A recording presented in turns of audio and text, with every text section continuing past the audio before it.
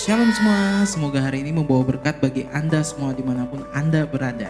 Dukung channel kami dengan like, subscribe, dan tekan lonceng di pojok kanan bawah untuk mendapatkan berita-berita rohani dari channel kami. Terima kasih, Tuhan Yesus memberkati.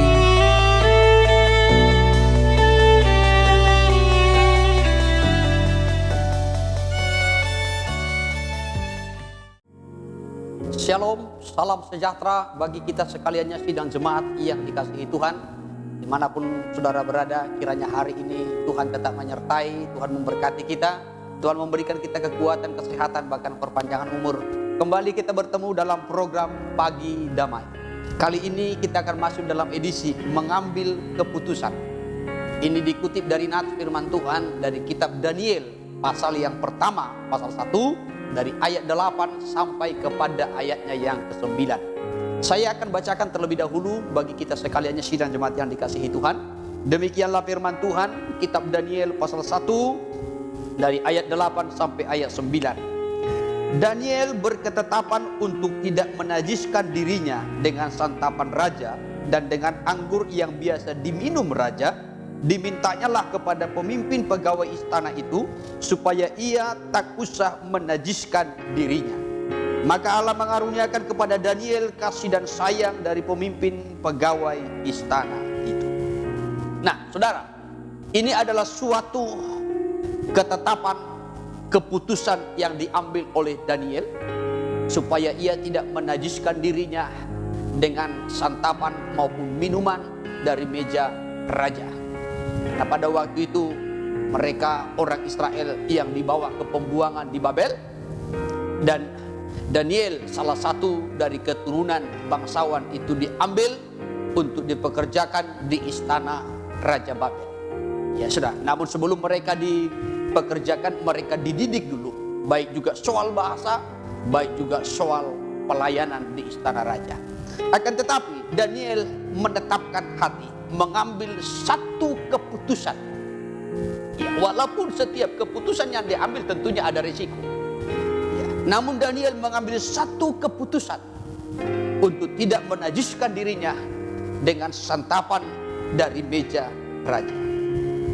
Saudara yang terkasih di dalam Kristus, dalam hidup ini kepada kita selalu diperhadapkan suatu pilihan. Ya, contohnya diperhadapkan kepada kita hidup dan mati. Diperhadapkan kepada kita berkat dan kutuk. Juga diperhadapkan kepada kita setiap harinya dosa dan kekudusan. Hidup yang benar dan hidup yang jahat. Ya sudah, selalu diperhadapkan kepada kita. Namun, ada kalanya pilihan itu dapat kita serahkan kepada orang lain untuk menentukan. Contohnya saya berikan satu contoh. Kalau di rumah mungkin saudara menu makan di rumah kita bisa serahkan kepada istri. Apa menu makan pada hari ini ya kita serahkan saja kepada istri. Ya saudara, tentu istri mungkin tahu menu apa yang cocok pada hari ini, menu apa yang cocok untuk besok. Ya tentu sebagai seorang suami tidak selamanya harus wah ini menu pada hari ini menu makan untuk besok hari.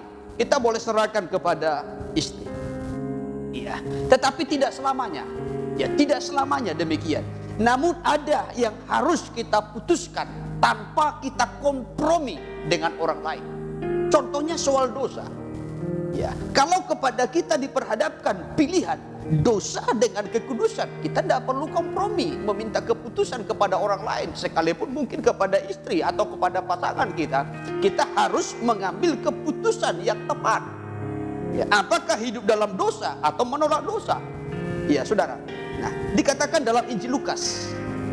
Injil Lukas pasal 12 dalam ayat 57 saya kutip. Injil Lukas 12 ayat 57 demikian firman Tuhan.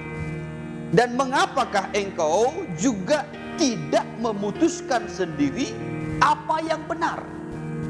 Ya, mengapa engkau tidak memutuskan sendiri apa yang benar? Jadi ada kalanya kita harus mengambil satu keputusan yang tepat tanpa harus kompromi, tanpa harus bertanya kepada orang lain. Contohnya masalah dosa. Ya saudara, Nah, kalau kepada kita diperhadapkan pilihan hidup dalam dosa atau hidup dalam kekudusan, kita harus mengambil satu keputusan. Kita harus memutuskannya. Kita mau hidup dalam dosa atau kita mau hidup di dalam kekudusan. Ya, kita mau hidup dalam kebenaran atau kita mau hidup di dalam kenajisan. Ya, ada keputusan bagi kita. Ya, kalau hal-hal yang lain tadi, saudara, mungkin kita boleh serahkan kepada orang lain. Kita mungkin bisa serahkan kepada pasangan kita. Ya, tetapi kalau soal dosa, kita harus mengambil satu keputusan, ya, dan menetapkannya. Saudara, kita mau hidup dalam dosa atau kita mau hidup dalam kekudusan. Soal dosa, kita tidak boleh ikut kebanyakan orang. Ya, sekalipun mungkin banyak orang yang hidup dalam dosa, memilih untuk hidup dalam dosa, memilih untuk hidup dalam kenajisan, memilih untuk hidup di dalam kejahatan. Mungkin sekalipun banyak orang mungkin memilih untuk hidup di luar Tuhan, tetapi kita harus mengambil keputusan yang tepat. Apakah kita juga hidup di luar Tuhan atau hidup di dalam Tuhan? Apakah kita hidup di dalam dosa atau kita hidup dalam kebenaran? Kalau kitab Keluaran pasalnya yang ke-23 dalam ayat 2 itu dikatakan jangan ikut kebanyakan orang. Ya, saya kutip kitab Keluaran pasal 23 dari ayat yang kedua, dikatakan demikian firman Tuhan. Janganlah engkau turut-turut kebanyakan orang melakukan kejahatan, dan dalam memberi kesaksian mengenai sesuatu perkara, janganlah engkau turut-turut kebanyakan orang membelokkan hukum. Ya, jangan turut kebanyakan orang. Ya, orang yang hidup dalam kejahatan, orang yang membelokkan kebenaran, jangan kita turut kebanyakan orang. Tapi kita harus punya pendirian. Kita harus mengambil keputusan untuk hidup di dalam kebenaran, hidup dalam kekudusan, hidup dalam penyertaan Tuhan. Beberapa contoh saya akan kutip saudara, orang-orang yang mengambil keputusan untuk hidup di dalam kebenaran. Salah satu contoh itu adalah Musa. Musa itu dikatakan di dalam kitab Ibrani pasal 11 dari ayat 24 sampai kepada ayatnya yang ke-27. Musa itu menolak disebut anak putri Firaun. Dia menolak untuk hidup dalam kesenangan dosa. Dia lebih memilih hidup menderita bersama dengan umat Allah. Ya, sebab dia arahkan pandangannya jauh ke depan. Dia ambil satu keputusan. Walaupun sebenarnya di Mesir, kalau dia diangkat menjadi anak putri Firaun, dia punya kedudukan di Mesir. Dia bisa menikmati kekayaan Mesir, bahkan juga bisa menikmati kesenangan-kesenangan di Mesir. Tetapi dia ambil satu keputusan. Dia tinggalkan Mesir. Dia rela hidup menderita bersama dengan umat Allah. Kitab Ibrani pasal 11 dari ayat 24 saya bacakan sampai ayat 27. Karena iman maka Musa setelah dewasa menolak disebut anak putri Firaun, karena ia lebih suka menderita sengsara dengan umat Allah daripada untuk sementara menikmati kesenangan dari dosa. Memilih untuk hidup menderita bersama dengan umat Allah daripada menikmati kesenangan dosa, katanya. Ayat 26, ia menganggap penghinaan karena Kristus sebagai kekayaan yang lebih besar daripada semua harta Mesir, sebab pandangannya ia arahkan kepada upah. 27, karena iman maka ia telah meninggalkan Mesir dengan tidak takut akan murka raja. Ia bertahan sama seperti ia melihat apa yang tidak kelihatan. Ini satu keputusan yang diambil oleh Musa. Dia tinggalkan Mesir, dia tinggalkan kedudukan, dia tinggalkan kekayaan, dia tinggalkan kesenangan-kesenangan di Mesir.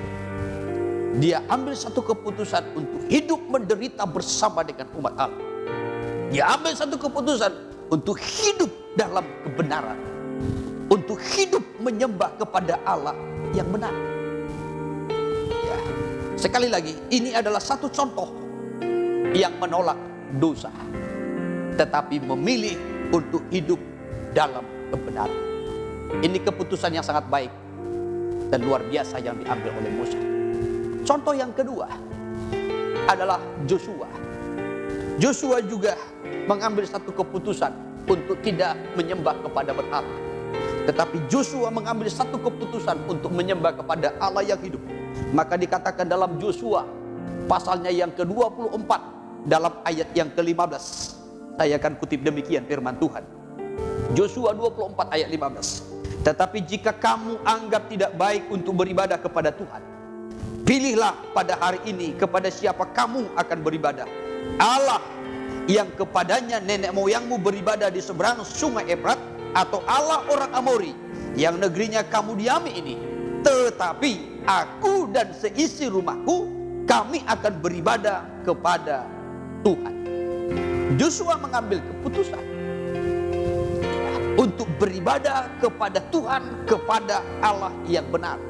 Bukan beribadah kepada Allahnya orang Amori, bukan beribadah kepada Allahnya berhala-berhala, saudara.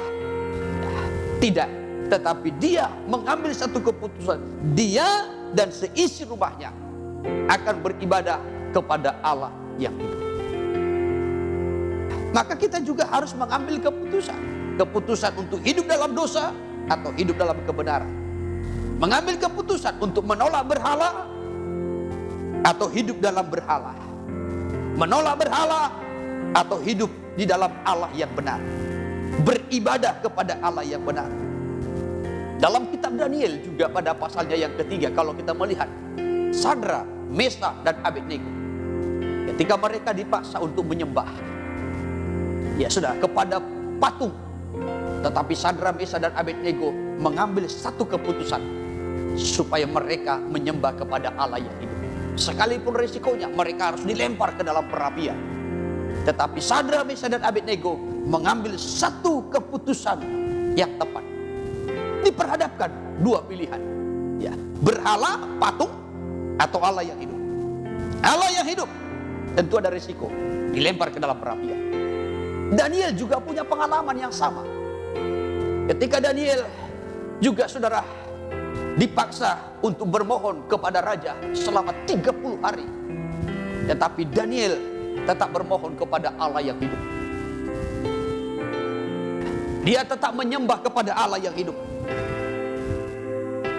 Dia mengambil satu keputusan, sekalipun risikonya dia harus dilemparkan ke dalam gua singa. Tetapi Daniel menolak segala bentuk berhala-berhala. Segala bentuk ibadah yang salah dia tolak untuk beribadah kepada Allah yang benar. Dalam kehidupan kita setiap hari, setiap waktu juga diperhadapkan pilihan-pilihan. Kiranya kita tidak salah dalam mengambil satu keputusan. Ya, saudara, setiap hari, setiap waktu, kepada kita selalu diberikan pilihan. Apakah kita mengasihi Allah atau mengasihi dunia? Kalau kita mengasihi dunia, maka kasih Allah Bapa tidak ada pada kita. Tapi kalau kita mengasihi Allah, maka kita harus rela dipisahkan dengan dunia. Karena itu Injil Matius pasalnya yang ke-6 mencatat, saudara, bahwasanya kepada kita diperhadapkan antara Allah dengan Mamon. Mana yang kita pilih? Mengasihi Allah atau mengasihi Mamon? Setiap hari, mungkin hari ini juga kepada kita diperhadapkan. Saudara, saya kutip Matius pasal yang ke-6 dari ayat 24, demikian firman Tuhan. Tak seorang pun dapat mengabdi kepada dua tuan, karena jika demikian ia akan membenci yang seorang dan mengasihi yang lain, atau ia akan setia kepada yang seorang dan tidak mengindahkan yang lain. Kamu tidak dapat mengabdi kepada Allah dan kepada Mamon. Jadi kita tidak dapat mengabdi, kita tidak dapat mengasihi Allah dan Mamon sekaligus. Kalau kita mengasihi Allah, saudara, maka kita harus rela dilepaskan dari ikatan Mamon. Tapi kalau kita terikat dengan Mamon, maka kasih Allah pun tidak akan ada di dalam kita. Setiap hari kepada kita diperhadapkan pilihan ini. Maka ambillah keputusan yang tepat untuk mengasihi Allah, mencintai Tuhan sampai selama-lamanya. Supaya ketika Tuhan datang kembali pun, Dia akan membawa kita kepada kemuliaannya, sehingga kita bersama-sama dengan Dia juga sampai selama-lamanya. Kiranya kita tidak salah dalam memutuskan pilihan kita, tapi pilihlah pilihan yang tepat, mengasihi Tuhan. Tuhan memberkati. Haleluya.